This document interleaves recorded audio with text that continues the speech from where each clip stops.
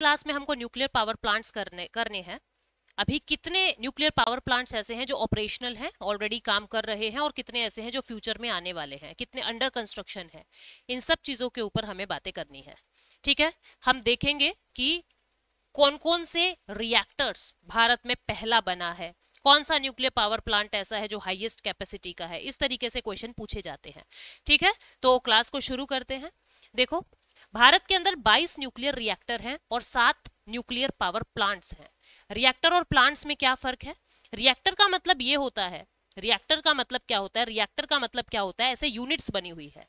एक power plant में बहुत सारे रिएक्टर्स हो सकते हैं। ये जैसे अलग अलग रिएक्टर्स हैं, यूनिट 1, यूनिट 2, यूनिट 3, और इस तरीके से ये मिलके एक प्लांट बन गया। तो ऑब्वियस है न्यूक्लियर रिएक्टर ज्यादा होंगे और न्यूक्लियर पावर प्लांट कम होंगे। तो 22 न्यूक्लियर रिएक्टर हैं जो अभी काम कर रहे हैं और 7 न्यूक्लियर पावर प्लांट हैं जो भारत के अंदर बिजली को जनरेट कर रहे हैं। ठीक है, total 6780 megawatt of nuclear power produce की जा रही है। एक और reactor Kakrapar atomic power project का जनवरी 2021 में ग्रिड से जोड़ दिया गया है। अब इसके बाद न्यूक्लियर पावर जो है, देखो भारत के अंदर सबसे ज्यादा बिजली कोयले से बनती है, कोल से बन रही है, सोलर पावर से बन रही है, हाइड्रो इलेक्ट्रिसिटी से बन रही है। जो न्यूक्लियर पावर है वो 5वें स्थान पे आता है, यानी 5th लार्जेस्ट सोर्स है इलेक्ट्रिसिटी जनरेशन का न्यूक्लियर पावर।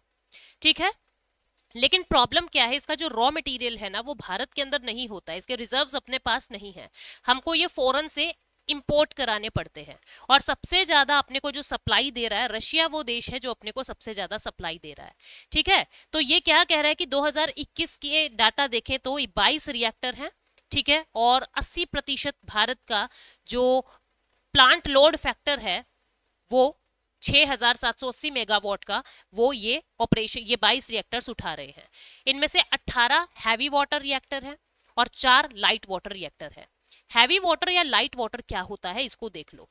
देखो, आप लोगों ने केमिस्ट्री में पढ़ा होगा H2O, D2O। D2O क्या होता है? ड्यूटीरियम। ये हैवी वाटर कहलाता है।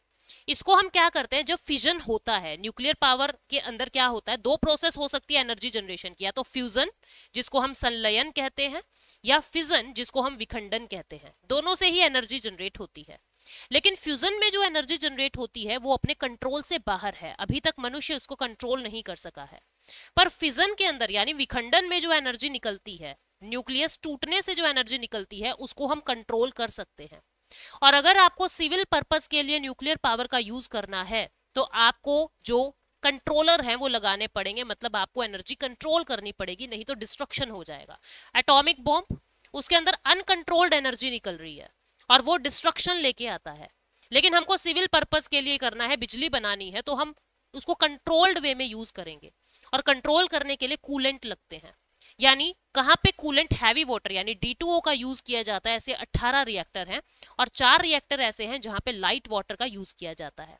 ठीक है, तो जो न्यूक्लियर रिसर्च के फादर हैं भारत में, जिन्होंने न्यूक्लियर रिसर्च को सबसे पहले पहल दी थी, उनका नाम था होमी जहांगीर भाभा। तो इनको father of nuclear research in India कहा जाता है, होमी जहांगीर भाभा। अब इसके बाद नेक्स्ट, एशिया का पहला nuclear power reactor, I am talking about reactor not plant. ठीक है, पहला रिएक्टर कौन था? ये भारत के अंदर था और ये एशिया का पहला था, जिसका नाम था अप्सरा रिसर्च सेंटर। ये मुंबई के अंदर बना था 1956 में। 1956 अप्सरा रिसर्च सेंटर एशिया का पहला न्यूक्लियर रिएक्टर था। उसके बाद भारत के अंदर यूरेनियम रिजर्व नहीं है, ये हमने बातें की। हमने रशिया से ये इंपोर्ट करना पड़ता है, मेजर सप्लायर हमारा रशिया है। अब देखो क्या होता है, न्यूक्लियर पावर के अंदर अलग अलग आइसोटॉप्स का यूज होता है। ठीक है, आइसोटॉप्स का यूज होता है, तो कौन कौन से आइसोटॉप्स यूज किए जाते हैं? यूरेनियम 235, यूरेनियम 233 और प्लूटोनियम 239। ठीक है, सबसे ज्यादा यूज किसका हो रहा है? सबसे ज्यादा यूज यूरेनियम 235 का होता है। यूरेनियम 233 को हम और एफिशिएंटली यूज कर सके, इसके ऊपर अभी रिसर्च चल रही है। लेकिन पूरी दुनिया का पहला न्यूक्लियर रिएक्टर जिसने U233 यूरेनियम 233 आइसोटॉप का यूज करके बिजली बनाई, वो भारत के अंदर ही था, कामिनी के नाम से, कलपक्कम मिनी रिएक्टर के नाम से, जो चेन्नई तमिलनाडु के अंदर था। ठीक है, ये पहला है दुनिया के अंदर जिसने सबसे पहले बिजली बनाई यूरेनियम 233 का यूज करके। इसको याद रखोगे। ठीक है, रिएक्टर्स हैं ये।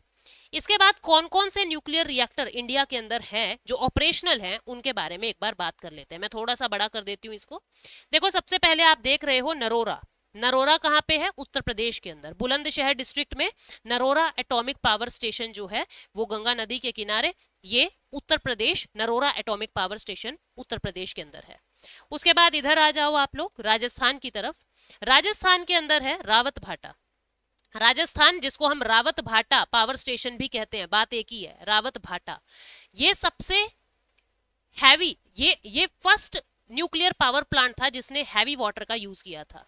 प्रेशराइज्ड हैवी वाटर का यूज करने वाला पहला जो आपका न्यूक्लियर पावर प्लांट था वो रावत भाटा एटॉमिक पावर स्टेशन ही था, जिसको राजस्थान एटॉमिक पावर स्टेशन कहा जा रहा है। फिर गुजरात के अंदर नीचे नीचे इधर आ जाओगे, काकरापार एटॉमिक पावर स्टेशन है। महाराष्ट्र के अंदर तारापुर पावर स्टेशन है। ये भारत का पहला फर्स्ट न्यूक्लियर पावर प्लांट था। First nuclear power plant. Reactor पूछे तो अप्सरा और प्लांट पूछे तो तारापुर। प्लांट पूछे तो तारापुर 1969 में बन गया था। ये कब बन गया था? 1969 महाराष्ट्र के अंदर बन गया था। फिर उसके बाद और नीचे चलते हैं तो कर्नाटका के अंदर है कैगा। कर्नाटका के अंदर कौन सा? कायगा, क से याद रखना, कायगा कर्नाटका के अंदर। तमिलनाडु में एक तो मद्रास एटॉमिक पावर स्टेशन है जिसको आप कलपक्कम के नाम से भी जान रहे हो, और एक है Kudankulam nuclear power plant. Highest capacity, अभी भारत के अंदर हाईएस्ट कैपेसिटी वाला न्यूक्लियर पावर प्लांट कौन सा है? कुडनकुलम न्यूक्लियर पावर प्लांट की हाईएस्ट कैपेसिटी है। ठीक है, तो इन सब बातों को हम एक बार देख लेते हैं। देखो, सबसे पहले Kakrapar atomic power station Gujarat के अंदर है। कैपेसिटी उधर देखते रहना, सारी की कैपेसिटी याद नहीं करनी, सिर्फ हाईएस्ट कैपेसिटी वाला कुडनकुलम है, ये याद रखना है। कलपक्कम, जिसको मद्रास कह रहे हो, तमिलनाडु के अंदर है, 1984 में आया था। Narora atomic power station Uttar Pradesh के अंदर है। Kaiga nuclear power plant Karnataka में है। राजस्थान एटॉमिक पावर प्लांट 1973 में बना राजस्थान के अंदर, जिसको रावत भाटा भी कहा जा रहा है, रावत भाटा एटॉमिक पावर स्टेशन, और ये हैवी वाटर को यूज करने वाला पहला न्यूक्लियर पावर प्लांट था। तारापुर एटॉमिक पावर स्टेशन, ये महाराष्ट्र के अंदर है, सबसे पहले बना था 1969 में, पहला पावर प्लांट भारत का तारापुर महाराष्ट्र के अंदर। Kudankulam nuclear power plant Tamil Nadu, highest capacity इसकी है। ये 7 न्यूक्लियर पावर प्लांट भारत के अंदर ऑपरेशनल है। ये हैं जो फ्यूचर प्रोजेक्ट्स हैं, फ्यूचर में ये सब आएंगे। ठीक है, एक मिनट, पर उससे पहले अंडर कंस्ट्रक्शन वाले हम कर लेते हैं। अंडर कंस्ट्रक्शन कौन कौन से हैं? मद्रास के कलपक्कम के अंदर कुछ और यूनिट्स लगाई जा रही है 500 मेगावाट कैपेसिटी को इनहेंस करने के लिए। ठीक है, उसी पावर प्लांट के अंदर कुछ और यूनिट्स लगाई जा रही है मद्रास कलपक्कम में। राजस्थान जो रावत भाटा वाला है, वहां पे भी कुछ और यूनिट्स ऐड की जा रही है।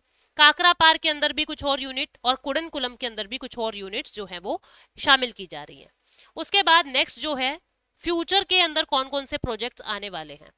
तारापुर महाराष्ट्र के अंदर कुछ और यूनिट्स लगेंगी।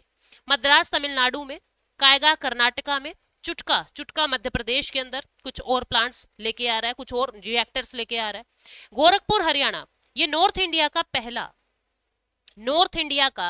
पहला न्यूक्लियर पावर रिएक्टर होने वाला है गोरखपुर हरियाणा में। गोरखपुर हरियाणा 2800 मेगावाट कैपेसिटी वाला।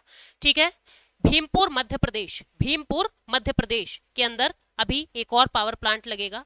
माही बांसवाड़ा राजस्थान।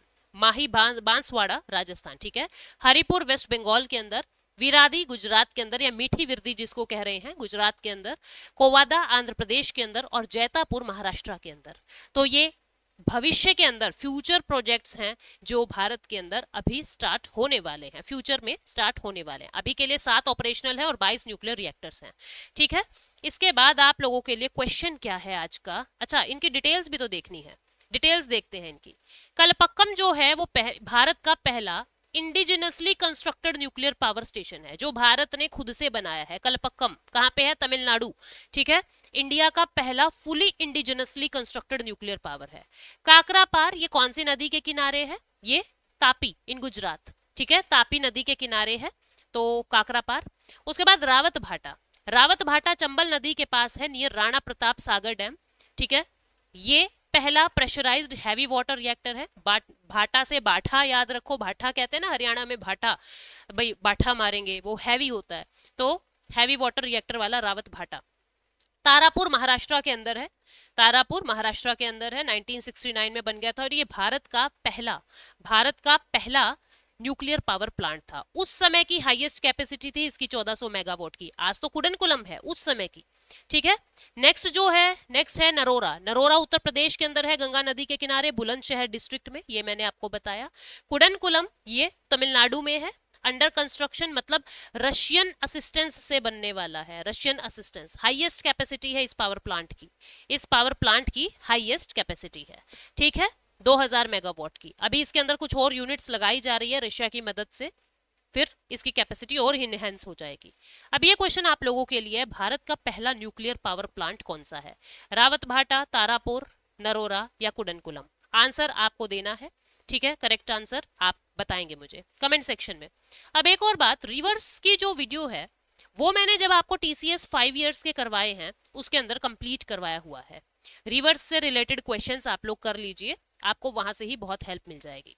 उसके बाद एक जो है नेशनल पार्क्स और biosphere reserve, national parks and biosphere reserve जो हैं वो भी मैंने आपको TCS वाली सीरीज में कराया हुआ है। ज्योग्राफी की पहली वीडियो आई थी अपनी नेशनल पार्क और बायोस्फीयर रिजर्व वाली, वहां से आप सारे नेशनल पार्क मैंने वहां बताए हुए हैं, सारे बायोस्फीयर रिजर्व, सारे टाइगर रिजर्व बताए हुए हैं, उस वीडियो को कर लेना।